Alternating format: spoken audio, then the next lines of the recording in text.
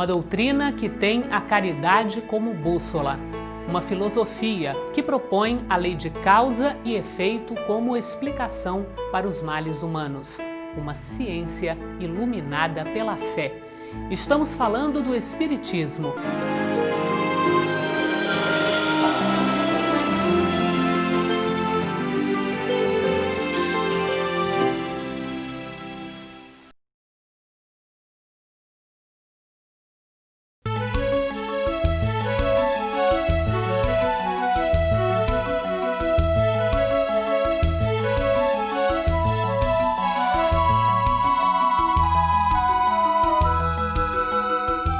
A Bíblia condena o espiritismo? A resposta é não. As ideias espíritas estão presentes na Bíblia. Reencarnação, lei de causa e efeito, mediunidade são encontrados tanto na lei de Moisés como nos ensinamentos de Jesus. E esse é o tema do programa de hoje. Nós convidamos um dos maiores especialistas no assunto, o professor Severino Celestino da Silva, da Universidade Federal da Paraíba. Do Gênesis ao Apocalipse, nós temos assim um repositório de fenômenos mediúnicos, reencarnatórios. Doutrina de inspiração cristã, o espiritismo é confundido com outras práticas religiosas. Mais grave, é alvo de preconceito por parte de quem não o conhece. Na reportagem que você vai ver agora, a doutrina espírita, sua história, seus princípios. Paris, 18 de abril de 1857. Na livraria Danty, Allan Kardec lançava o Livro dos Espíritos. Era o produto de 2 anos de trabalho em que ele havia dialogado com os espíritos sobre temas profundos: de onde viemos, para onde vamos, quem somos nós, o que é a morte. Veja alguns desses princípios. Deus é a inteligência suprema, causa primeira de todas as coisas. É eterno, imutável, imaterial, único, onipotente, soberanamente justo e bom. Os espíritos são os seres inteligentes da criação. São criados simples e ignorantes. Evoluem intelectual e moralmente, passando de uma ordem inferior para outra mais elevada até a perfeição. Os espíritos reencarnam quantas vezes forem necessárias ao seu aprimoramento. Eles evoluem sempre. Podem estacionar, mas nunca regridem. A rapidez do seu progresso depende dos seus esforços. As relações dos espíritos com os homens são constantes e sempre existiram. Os bons espíritos nos atraem para o bem, os imperfeitos nos induzem ao erro. Jesus é o guia e modelo para toda a humanidade. A doutrina que ele ensinou e exemplificou é a expressão mais pura da lei de Deus. O homem tem o livre-arbítrio para agir, mas responde pelas consequências de suas ações. A vida futura reserva aos homens penas e alegrias, de acordo com o procedimento de respeito ou não à lei de Deus. A prece é um ato de adoração a Deus.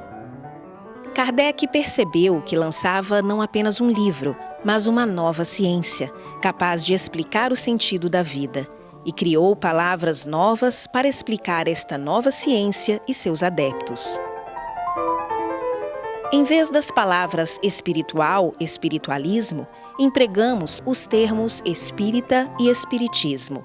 Diremos, pois, que a doutrina espírita ou o espiritismo tem por princípio as relações do mundo material com os espíritos ou seres do mundo invisível.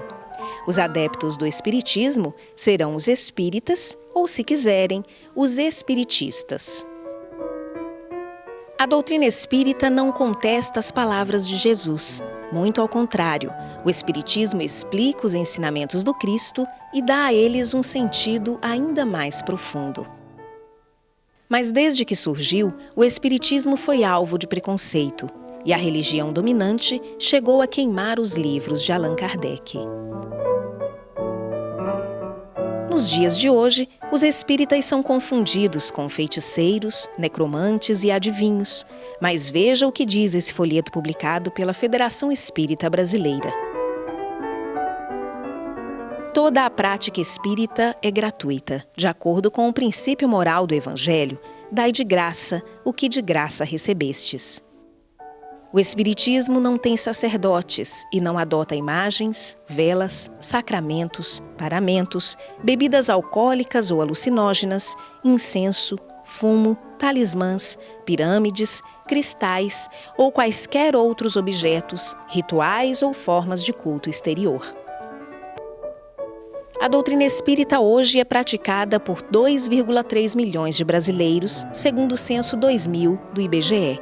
Apesar das críticas e acusações injustas, nesses 150 anos, jamais os espíritas reagiram com violência.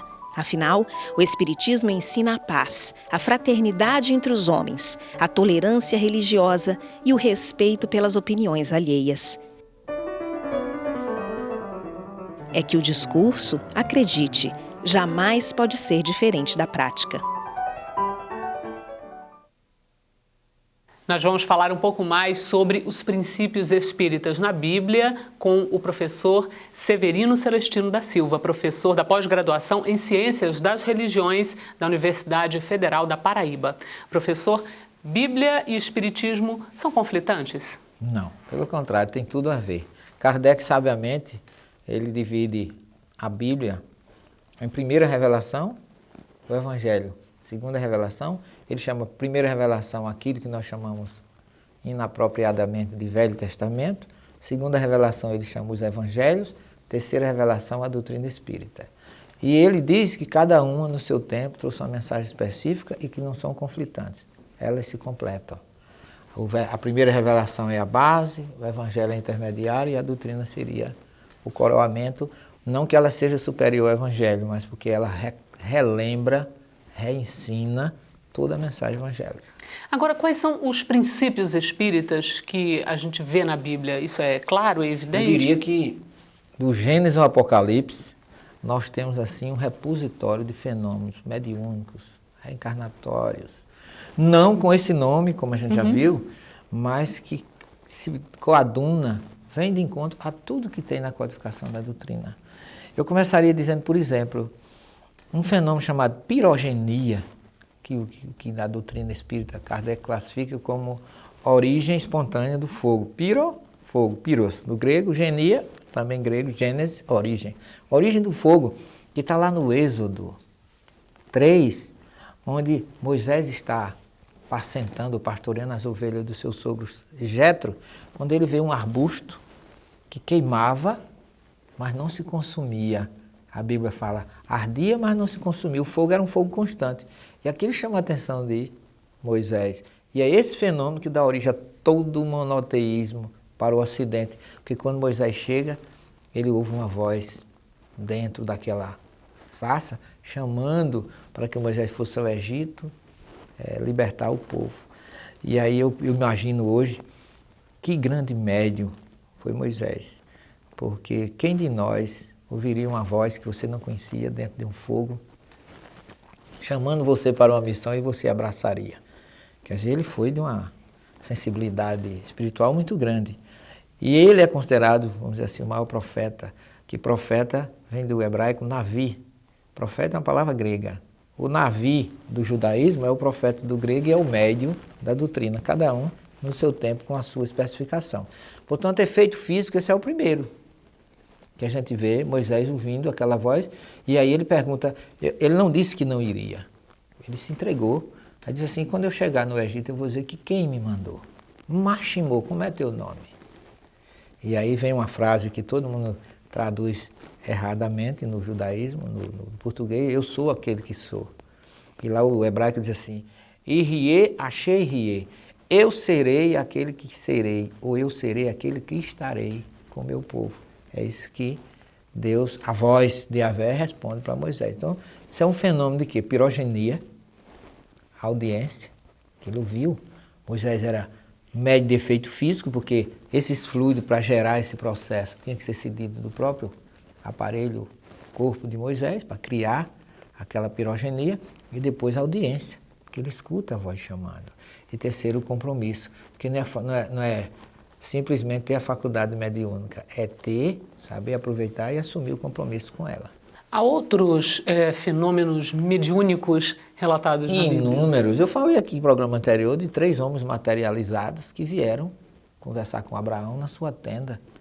3 fenômenos de materialização, que eram pessoas que, para a concepção da época, estavam mortas. Eram anjos que já tinham existido em outras encarnações e chegaram para falar com Abraão na sua tenda. Esse é outro. O de Tobias, a mula de Balaão, que é tão falada, que é um fenômeno chamado de pneumatofonia. O que é isso? É um fenômeno de voz direta. E o próprio Torá, o próprio Pentateuco, diz que Moisés falava cara a cara com Deus. Mas não é face a face, todo mundo traduz face a face. Pelo em hebraico, P é boca. Al, P, boca a boca. Ou seja, Deus falava e Moisés ouvia, não era vendo Deus, mas ouvindo. Então, isso eu estou falando só na primeira revelação. Eu não estou falando nos evangelhos que estão cheios de fenômenos proféticos e mediúnicos. Fenômenos como reencarnação também é possível localizar? Desde facilmente, Gênesis, fartamente? Fartamente, Gênesis 2:7. Eu tenho na nossa obra, Analisando as Tradições Bíblicas, que nós lançamos em 1999, já está em 5ª edição, 25 mil exemplares difundidos no Brasil sem distribuidora.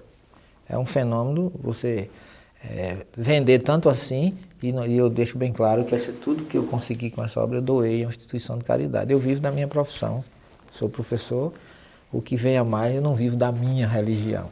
Eu faço questão de deixar isso bem claro, porque às vezes parece que a gente está querendo, se aproveitar de alguma coisa. Não, pelo contrário, eu quero ser útil à causa e à casa, vamos dizer assim.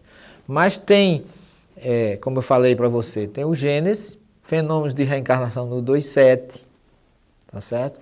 Nós temos, nessa obra que eu acabei de falar, 8 capítulos só sobre passagens bíblicas que falam de reencarnação.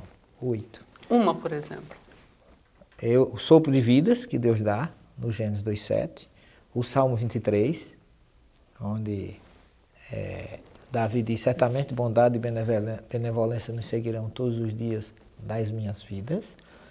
E ainda, uma coisa interessante, está em Jeremias 1:5, quando Deus diz assim para ele, antes que tu fosse gerado no ventre de tua mãe, eu já te conhecia, eu já te consagrei profeta das nações. O que mostra que o Espírito já existe antes de chegar ao útero materno, já é uma pré-existência uterina, que é o que Deus disse para Jeremias.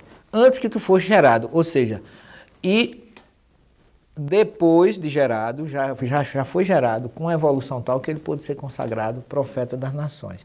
E Jesus diz para Nicodemos que o Espírito é como o vento, sopra onde quer. Você não sabe de onde ele vem, nem para onde ele vai. Mas significa que ele já existia antes e vai continuar existindo depois. Todas as passagens que se fala em ressurreição na Bíblia é sinônimo de reencarnação. Porque Ezequiel, Daniel, ele diz assim, todos os que dormem no pó da terra, todo mundo traduz como ressuscitarão, mas o verbo lá é lechaiot, que é um verbo hebraico que significa reviverão, não é ressuscitarão. E aí e Jeremias ainda diz assim, Ezequiel diz assim, eu vos retirarei dos vossos túmulos e vos farei reviver, que muita gente diz ressuscitar, e vos farei reviver e vos reporei em vossa terra. Ele não diz que não pode ser entendido como ressurreição física no mundo espiritual, porque ele diz que vai retirar da tumba, simbolicamente o espírito que está ali, vai fazer reviver e vai colocar na terra. Não é uma ressurreição final, como muita gente pensa, para a pátria espiritual. Mas reviver na terra é reencarnar. Então, tudo que é sinônimo de ressurreição, tudo que tem colocado como ressurreição, só pode ser entendido como reencarnação. Professor, muito obrigada pelos seus esclarecimentos, por Obrigado tudo que o senhor nos ajudou a entender. Muito obrigada. Obrigado a você, Cláudia, pela oportunidade. Que Deus esteja com todos aqueles que estão nos assistindo. O programa de hoje está terminando.